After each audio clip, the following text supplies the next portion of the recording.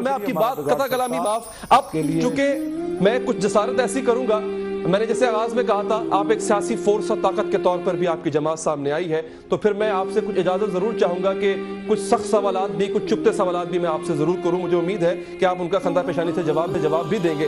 علامہ صاحب، کچھ ہم نے ویڈیوز بھی دیکھی آپ کی جس میں براہ راست ٹرمپ کو جو ہے وہ آپ نے کھری سنائی بھی تھی اور کچھ الفاظ بھی ایسے استعمال ہوئے تھے جن کو میں نشر نہیں کر سکتا. اگر میں یہ دیکھوں کہ کل کو تحریک لبیک کو موقع ملتا ہے آگے آنے کا، تو تحریک لبیک کی کیا خارجہ پالیسی یہی ہوگی؟ کیا وہ اسی طرح سے سفارتی تعلقات کو ڈیل کیا کریں گے جن میں سخت زبان یہاں تک کہ گالیوں تک کا عنصر نمایاں ہوگا؟ بات یہ ہے کہ جب ہماری حکومت آئے گی نا تو پھر ہماری خارجہ پالیسی جو ہے وہ اسلام کے تابع ہوگی. اور میرے آقا و مولا نے خود بھی حکومت فرمائی ہے، چاروں خلفاء نے بھی کی ہے. بہادر شاہ ظفر تک ہمارا دبدبہ رہا ہے، خلافت عثمانیہ تک رہا ہے. تو اگر ہمارے کوئی دو جملے سخت ہو جاتے ہیں تو اس کا مطلب یہ تھوڑا ہوتا ہے کہ پورا نظام ہی الٹ پلٹ جائے گا.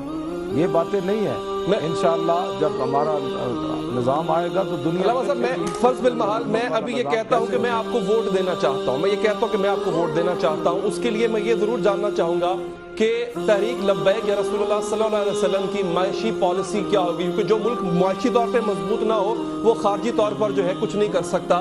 جی ڈی پی کا اس وقت 70% ہم تھریشولڈ کراس کر چکے ہیں. ہمارا جو قرضہ ہے ملک کا وہ اپنی دہلیز کو پار کر چکا ہوا ہے. آپ کا کوئی معاشی پلان ہے اس ملک کے لیے؟ کیا بات ہے، بہت بڑا آپ نے سوال کیا. انشاءاللہ آپ کو پتہ ہونا چاہیے کہ جب اسلام آیا عمر بن عبدالعزیز جب مسجد سے گھر گئے تھے تو آدھا اسلام نافذ ہو چکا تھا، اور ایک رات گزری تھی تو صبح تک نظام مصطفیٰ نافذ ہو چکا تھا. جو اربا پتی جنہوں نے ملک لوٹے ہوئے تھے خزانے، وہ فٹ پاتھ پر سوئے ہوئے تھے. ان کو پتہ تھا کہ اب اسلام جو ہے وہ ہم سے پوچھ جائے. انہوں نے خود سب کچھ اس قومی خزانے کے حوالے کر دیا تھا. اور انشاءاللہ سادہ بود و باش ہوگی حکمرانوں کی بھی اور رعایا کی بھی. اور حکمرانوں کی جو ہے وہ 60 لاکھ گھڑی کوئی نہیں باندھے گا. اور دہی کم ہو جائے بھور بان میں، دہی کے کنڈے کم ہوں تو جہاز لاہور دہی لینے کے لیے نہیں جائے گا، بلکہ ان کو کہا جائے گا یہ سبز مرچیں جو ہے ان کی چٹنی بنا کر کھاؤ. علامہ صاحب دیکھیں، میں ایک بلکہ انتہائی ادب کے ساتھ یہ خطیبانہ جملے لگتے بہت اچھے ہیں، لیکن اگر میں ایک لیڈر سے بات کر رہا ہوں تو میں ایک پلان ایکسپیکٹ کروں گا، امید رکھوں گا کہ مجھے وہ پلان بتائے گا. قرضے کیسے واپس کریں گے جو اس حد تک پہنچ چکے ہیں کہ آپ کا ملک دیوالیہ ہونے کے قریب ہے؟ خطیبانہ جملے تو کام نہیں آئیں گے نا سر؟ نہیں، وہاں خطیبانہ تھوڑے جملے تھے. وہاں تو اب تو حالات اس طرح کے نہیں ہیں. وہاں تو لوگ اپنے مخالفین کی قبروں کو ہڈیاں بھی نکال کر ان کے درے مارتے تھے. کیا کرتے آپ؟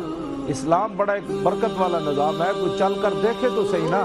اب باتیں تو نہیں نا صرف کرنی سی. یہ بل پاس ہونے سے اسلام تھوڑا آئے گا.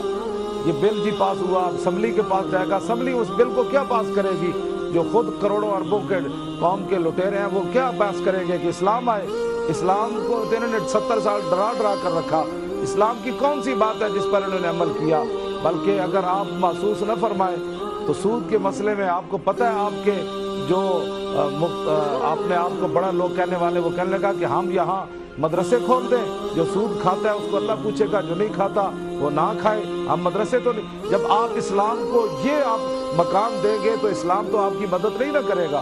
اسلام تو اسی وقت مدد کرے گا کہ جب آپ کے پاس 8 تلواریں بھی ہو تو آپ بدر کی طرف چل پڑیں. فرشتے تو تب آئیں گے نا.